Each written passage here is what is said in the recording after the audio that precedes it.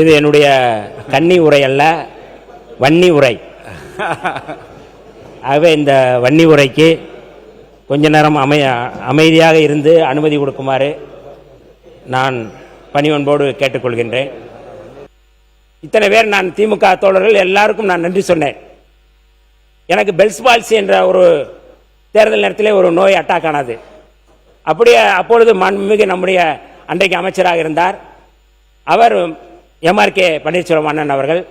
அவர்தான் முதலில் cooling glass போட்டு நான் வந்து இந்த முகம் பேச முடியாது, அந்த அவையில் நான் பேசுவதற்கு உட்காரும் பொழுது அவர் சொன்னார், நீ பேசு என்று முதலில் சொன்னார். நான் பேச முடியவில்லை.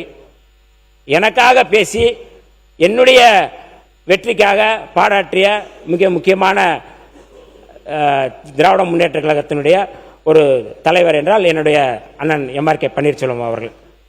நாங்கள் தொடர்ந்து நன்றிகளை சொல்லிக்கொண்டே தான் இருக்கின்றோம். ஆனால் அந்த பகுதியில் பேசக்கூடியவர்கள் யாருமே எங்களுடைய தலைவர் எழுச்சி தமிழர் தொல்காப்பியன் திருமாவளவன் அவர்களுக்கு நன்றி சொன்னதாக தெரியவில்லை. நான் கன்னி உரை என்று சொல்லும் பொழுது எதற்காக கன்னி உரை, இது கன்னி உரை அல்ல, இது வன்னி உரை என்று நான் சொன்னேன் என்றால், மரியாதைக்குரிய பாமகவுடைய சட்டமன்ற கட்சி தலைவர் அன்றைக்கு அந்த கன்னி உரை குறித்து பேசினார்கள். கன்னி உரை என்பது கன்னி என்பது கற்போடு சம்பந்தப்பட்டது. கற்பு என்றால் இருவாளருக்கும் பொதுவென்று வைப்போம் என்று புரட்சி கவிஞர் பாரதிதாசன் சொன்னார். அதோடு சேர்க்கிறது, அது சேர்ந்தது அது. ஆனால் நன்றி என்றாலும் இருவருக்கும் பொதுவானதுதான். அப்ப நீங்க இதுவரை நாங்களும் உங்களுக்காக பாராட்டி இருக்கிறோம், நீங்களும் எங்களுக்காக பாராட்டி இருக்கிறேன். கிராமத்திலே சொல்வார்கள், நான் அரிசி கொண்டு வரேன், நீங்க உம்மி கொண்டு வாங்க, ரெண்டு பேரும் ஊதி ஊதி சாப்பிடுவோம்னு சொல்லுவாங்க.